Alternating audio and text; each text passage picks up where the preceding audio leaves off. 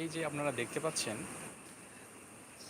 যে গাভীটি বকনাটি উঠেছে সেটি নাভি কম্বল যারা বলে, তো সেই নাভি কম্বলের ক্ষেত্রে জাত মানে এটা হয়ে থাকে।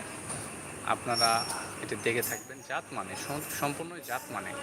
তো এই জাতের গাভীগুলোর থেকে এরকমভাবে আসে, ওই গাভীর থেকে এরকমভাবে আসে, সব কিছু মিলেই খুব সুন্দর, মাশাল্লাহ। এটিকে মুন্ডি জাতের বলা হয় বা মুন্ডি জাতের বলে।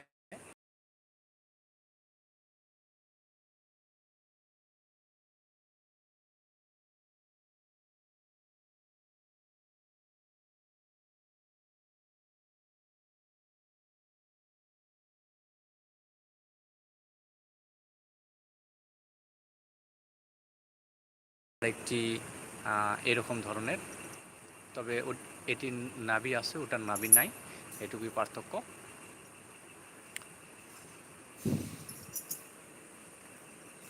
তো অনেক কিছুই বলা যায়, কিন্তু কর্মক্ষেত্রে আমরা কি বুঝি সেটা আমি জানি না। আমি মিথ্যা বা অনেকে মিথ্যা বলে ভিডিও তৈরি করে, সেগুলো হয়তো বা হতে পারে, কিন্তু আমার ক্ষেত্রে সেটি হয় না বা আমি এটা করতে পারবো না। যদি কোনো ভিডিও মানুষের উপকারে আসে সেটি হবে আমার জন্য বেটার। আর যদি কোনো ভিডিও মানুষের উপকারেই আসলো না, সেটি দিয়ে কোনো লাভ নেই। তো সব কিছু মিলে আমাদের এই বকনাগুলো যখন গাভীতে রূপান্তরিত হবে, পর্যাপ্ত পরিমাণে দুধ আশা করছি। আমাদের বিশাল বড় খামার, এই খামারে অনেক গবাদি পশু রয়েছে।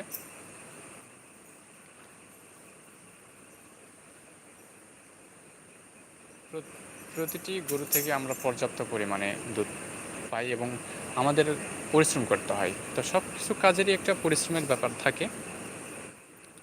আজকে যে বিষয় নিয়ে আলোচনা করেছি তারা অবশ্যই বুঝতে পেরেছেন যারা আমার ভিডিও দেখেছেন। আমি আজকে আলোচনা করেছি যে ভালো মানের বকনা তৈরি করতে গেলে বা ভালো মানের বকনা থেকে গাভী কীভাবে তৈরি করা যায় এবং কোন চিহ্নগুলো আপনাদের বেশি কার্যকরী হয়, এটি নিয়ে আলোচনা করেছি। তো আমার কাছে মনে হয় দুধের বৃদ্ধি করার ক্ষেত্রে ওলানের দিকে না তাকিয়ে আপনাদের দেখতে হবে ভ্রেন বা শিরা। দুধ আসার জন্য একটি পাইপ লাগে, লিকুইড পদার্থ আসার জন্য অবশ্যই পাইপের প্রয়োজন। সে পাইপটা যদি শক্তিশালী, সুস্থ হয়, মজবুত হয়, তাহলে সেখান থেকে দুধ বেশি আশা করা যায়, দুধ বেশি পাওয়া যায়। তো সেক্ষেত্রে ওলান বড় কথা না, আপনার দুধের ভ্রেন বা শিরা এগুলো দেখতে হবে এবং